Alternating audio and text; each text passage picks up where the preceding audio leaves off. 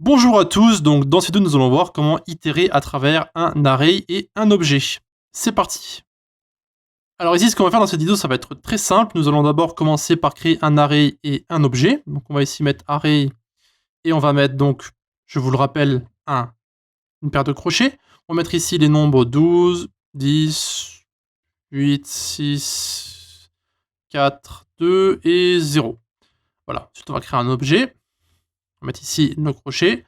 A c'est 1, B ça va être 2, C ça va être 3 et D ce sera 4. Voilà. Ici, pas besoin de faire plus. Tout ce qu'on va faire maintenant, c'est voir comment utiliser la boucle for pour itérer à travers ces différents éléments que nous avons ici. Tout d'abord, nous allons commencer par itérer à travers notre array, d'accord?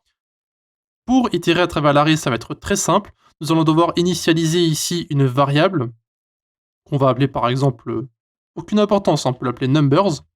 D'accord?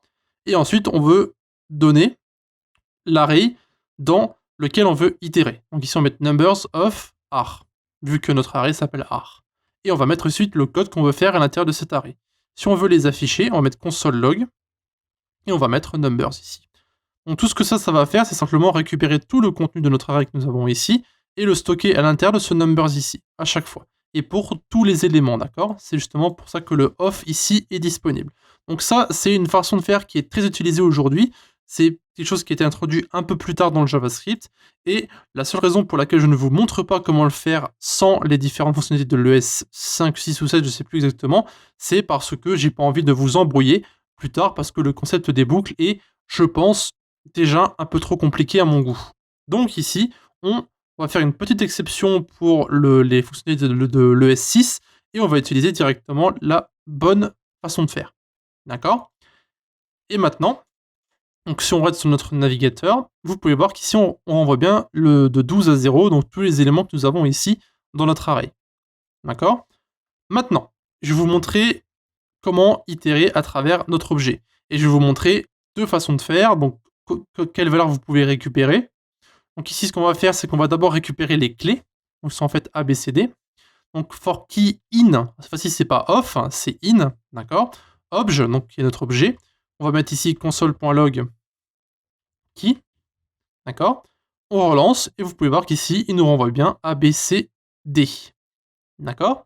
Si vous voulez récupérer les valeurs, vous mettez ici objet et vous mettez key entre crochets, donc qui est la façon qu'on utilise pour lire de temps en temps les valeurs qui se trouvent à l'intérieur d'une clé. Et vous pouvez voir qu'ici, il nous renvoie bien 1, 2, 3, 4. Après, vous pouvez faire une fusion des deux. Donc ici, on a A, B, C, D. Mais si on veut mettre A et ensuite 1. Alors ici, on peut utiliser une concaténation. Donc évidemment, on utilise la même chose. Donc je pourrais mettre key de nouveau, mais je vais utiliser autre chose ici. Donc c'est obj. Et ici, on va mettre un console log et on va utiliser une concaténation. Donc d'abord, on met notre valeur. D'accord? Donc ça sera notre clé. Et ensuite, on va mettre un égal ici. Et on va mettre ensuite la valeur de notre objet. Désolé pour le bruit du chat. Objet. Et ensuite, on va mettre donc la fameuse valeur. Donc, obj value.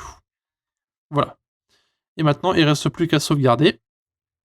Et on va regarder le résultat. Et vous pouvez voir qu'ici, on a bien A égale 1, B égale 2, C égale 3, D égale 4. Et si on ajoute une fonctionnalité ici, on met E5, vous pouvez voir que ça va bien l'ajouter ici en dessous. Voilà. Donc voici les façons principales de itérer à travers un array et un objet. Donc pour l'instant, ça reste très simple. On verra plus tard comment itérer à travers d'autres choses aussi. Donc à travers un array d'un objet, etc. Donc ils sont un peu plus compliqués. Je ne sais pas si on le verra exactement, mais après, vous êtes toujours libre de chercher le tout sur Google, hein, si jamais vous avez des doutes. Mais ce sera tout pour cette petite vidéo d'itération dans un array et un objet. Si vous avez des questions à poser, vous avez les commentaires de YouTube ou bien encore le Discord de la communauté. À la prochaine. Merci d'avoir regardé notre vidéo jusqu'à la fin. Encore une fois, vous pouvez nous retrouver sur Discord, donc l'invitation se trouve en bas à droite. Et aussi, un grand merci à nos Patreons qui nous suivent pour le moment, donc qui se trouvent en bas à gauche. Si vous désirez avoir plus d'informations sur Patreon, allez simplement dans la description et retrouvez-nous directement sur le site.